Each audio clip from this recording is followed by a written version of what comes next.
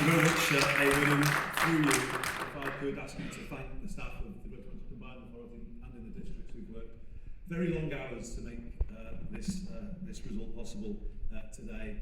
To thank my fellow candidates for a good, straight election debate, and of course my family, all here today, for putting up with me again in an election campaign. When it comes to the decency and warmth of the people, there is no better city region on earth than this one that we live in. And that is why being elected to represent it for the third time means absolutely everything to me. I can honestly say I have never given anything less than my all to this job, and I've tried to be there for all communities and for everyone who lives here, and I promise to do so again. For centuries, Greater Manchester has prided itself on the solidarity between its people. I have tried to be true to that tradition, rejecting the politics of division and culture wars, and that will always remain my approach. I know people who usually support other parties have lent me their support again in this election. In return, I will always respect that, and I will continue to adopt a place first rather than party first approach, which is the foundation of Greater Manchester's success. This is the new politics we are pioneering, and this result is an endorsement, an emphatic endorsement of the change we are bringing.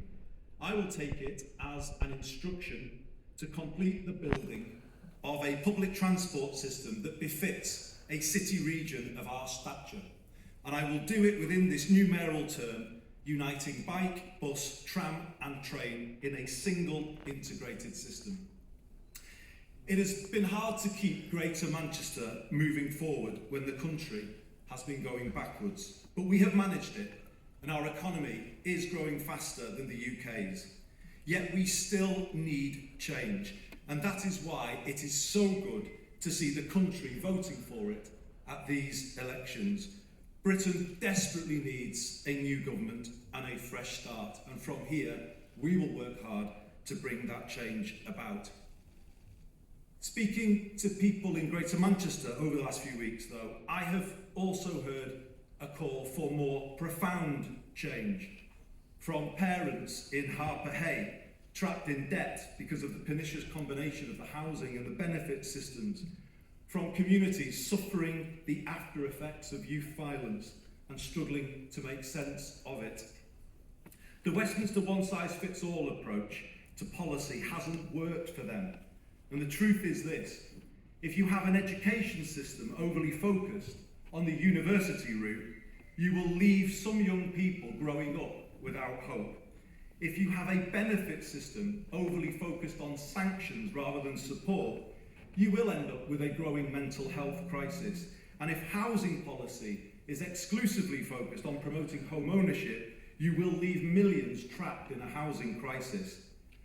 Greater Manchester is ready to break out of this.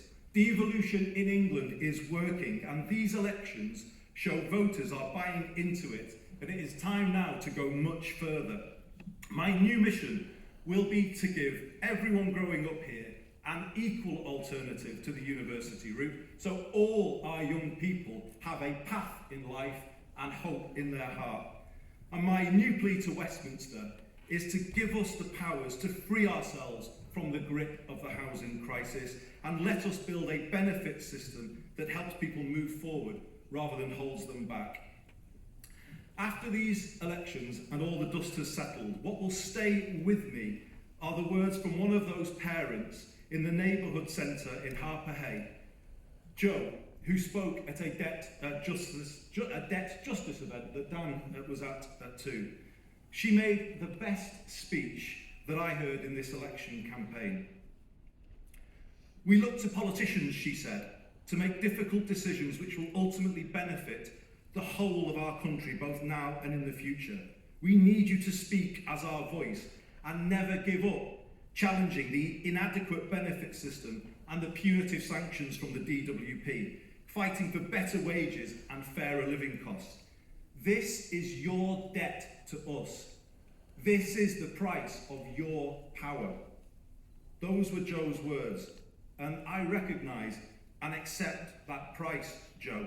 As I said to you, I'm going to put your words on my office wall, and perhaps everyone who has stood in these elections around the country should do the same. We all need to reconnect power with the promotion of the common good, rather than what we have seen in recent times, the association of power with corruption and lies.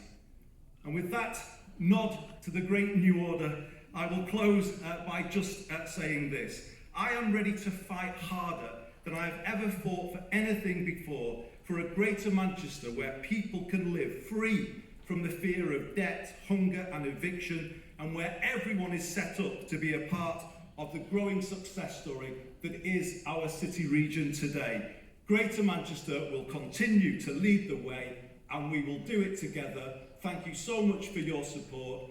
I look forward to getting on with the job again immediately, and I won't let you down. Thank you very much, everybody.